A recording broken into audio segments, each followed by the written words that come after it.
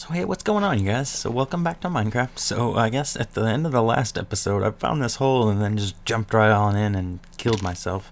Really it ended up being no big deal because I can just use the back command and head right back to the exact spot and pick up my items all again. But for most of you guys, that would be bad because you guys would lose all your items. And yeah, I saw one comment that was like, "Is that bad that he died? I don't understand." But yeah, I would have lost all the diamond tools and stuff that I was holding. But I guess because I'm a higher rank than most of you guys, I have that command that I can go straight back there. So that's pretty cool. Anyway, back to building my, I guess my tunnel. I mean, okay, here we just pop through to the rest of the where the farm is gonna start. I've kind of got the rows set up there and everything. But yeah. So I guess that's gonna be the main, like the perimeter of the first section of the farm. I guess, I mean, I'm gonna have to build it in kind of two main sections. As it was planned out, I was gonna record the first section and then just build the second section without recording it and just show you guys the final product. Actually, it ended up being that I'm only going to show you just a little bit and end up just kind of showing you the final product once it's done. We're still working on the competition. I got just one more day left on the competition. It's a pretty close game. I'm still ahead just a little bit, but it's a pretty close game. I'm a little worried just because of like the time of day that it ends. It ends at like 11:40, so I'm not sure if I will. I'm gonna have to like wake up early just to make sure that I'm there for the end of the competition, that I don't let him get ahead at the last minute or something like that. And but yeah, yeah. So the competition was to see who could get to the highest herbalism statistic at the end of 2 weeks. The herbalism is from like a MCMMO plugin that keeps track of how much you I mean, all the other stuff, like there's planting wheat or planting crops and stuff. There's also like mining and excavation and taming animals and fighting with swords or axes or stuff like that. So there's all sorts of stats to level up, and I don't know, I feel like it just adds a lot more to the game, a lot more stuff to do. I mean, I wouldn't be building this whole giant farm if it wasn't for that, because there would be no reason to have that much sugarcane. Aside from the money, I guess, just because of the fact that it's a multiplayer server and that I have the shop and the I don't know, the economy set up that each person, when you join the server, you start off with $420, and you can go to the shop and you can buy items. There's only so many items, just the specific items that I've set up.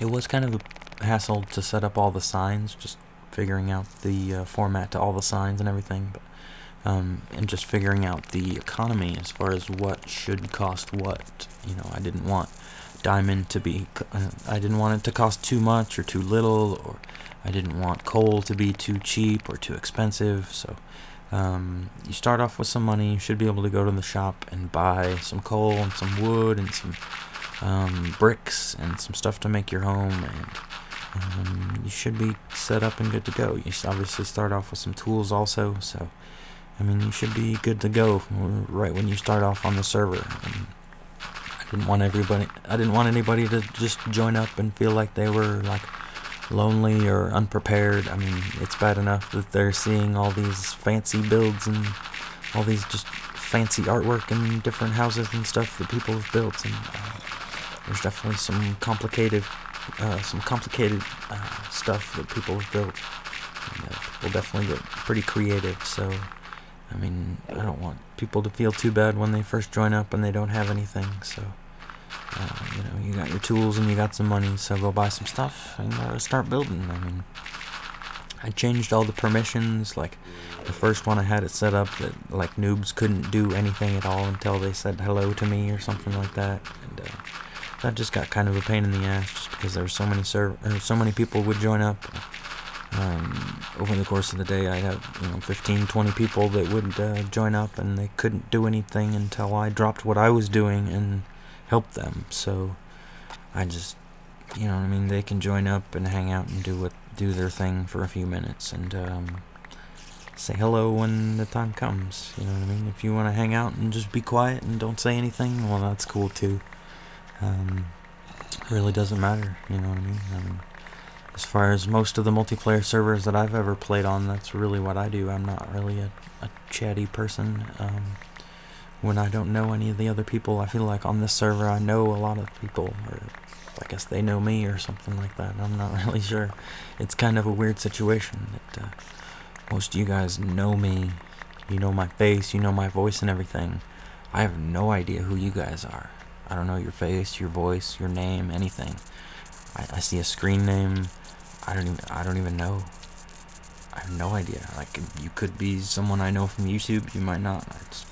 It's really weird. It's a weird situation. But yeah, it's been fun to hang out with you guys and build on the server. I don't know. I've been planning this farm for a while, so it's kind of good to get the videos done and get it out there and get share it all with you guys. Just because I've been doing it all underground too, so the people on the server have no idea what's been going on either. There have been a couple of times that I've invited some people down into my dungeon or whatever, and shown them what I've been working on and stuff. But yeah, it's strange for sure. But yeah, I guess I've been planning it for a while, and I've kind of been having to change my plans as far as now that I'm getting the videos done. I see how big my file sizes are and how long the videos are gonna be, and just, I don't know, it would just be too much to show you guys absolutely everything, so we're having to go really fast through some of this. But I want to show you guys that I am like digging through it all and digging it out just the way you guys would have to do it. I mean, I could use some tools and just kind of dig the hole out in an instant and spawn in a bunch of items super quick, and I mean, really, I could build this farm in 5 minutes if I needed to, but that's just not my style. I mean, I guess I'll have to practice on that and show off a few of those tools at some point, but I don't know, that's not how I build these type of things. I don't know, just because there'd be no point. If I could spawn in a bunch of glowstone to grow the sugarcane, why wouldn't I just spawn in a bunch of sugarcane? And if that's the case, what's the point in spawning in sugarcane? So, I don't know. It's a weird thing. Minecraft is funny. It would be easy to cheat, but it would take away a lot of the challenge. I still enjoy playing, even though I can fly around and use creative mode to spawn in items. I mean, I don't know. It's a strange power to have. It's a strange thing to wield. I guess that's why they don't. That's why we don't just give it to anyone.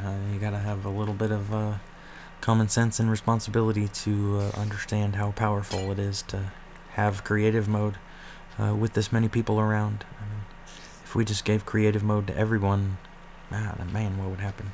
But creative mode is one thing, but to give something like world edit to everyone on the server, wow, that would just be chaos.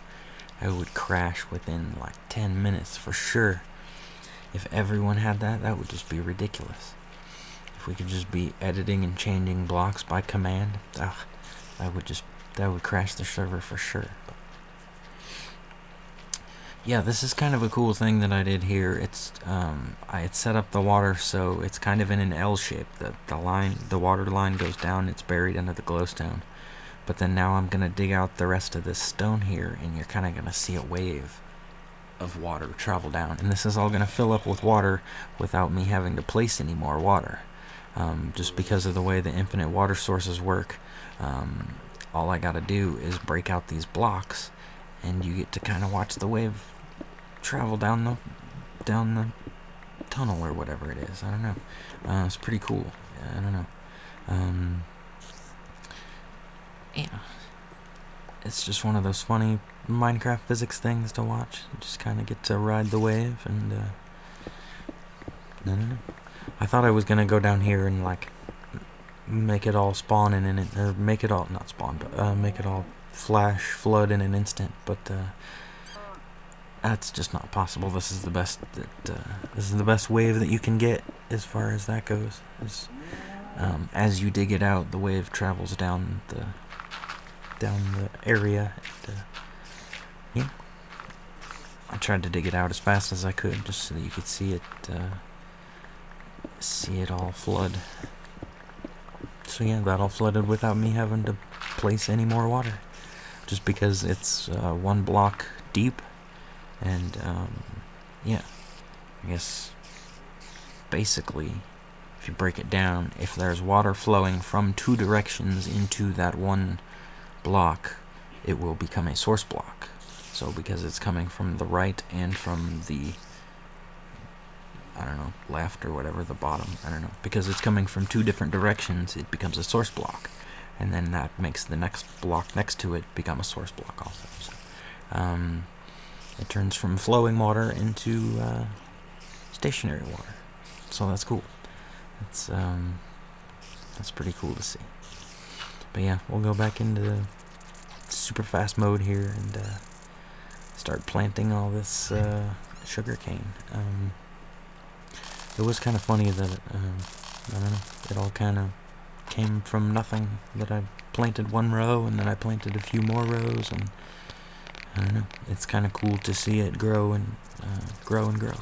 But see the farm literally grow, and as it grows sugarcane.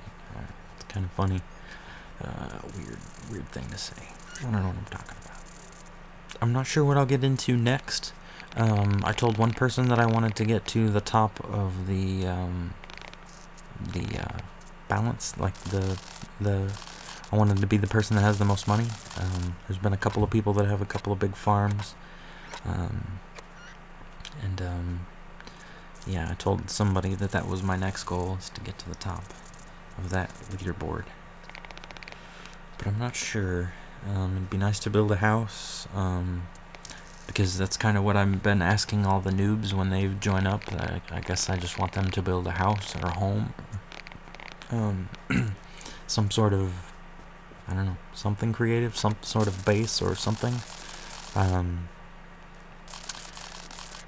I don't know, it's kind of hard to call you a member if you have no home and you have no base and you haven't built anything and you're just walking around with stuff in your hand. So I don't know, I like to ask you what you've built and make sure it's something worthwhile. I don't know, I hate to be too picky. I hate to be like, oh, what do you got? Like, I hate to be like that, but yeah, that's kind of what you gotta do when you first join up. But yeah, anyway, this is the farm as far as where I'm at now, and yeah, I guess I'll show you guys what the next step is pretty soon. And yeah, I don't know what to say. This is where we're at, and this is how far we've gotten. So I guess we'll see you guys next time.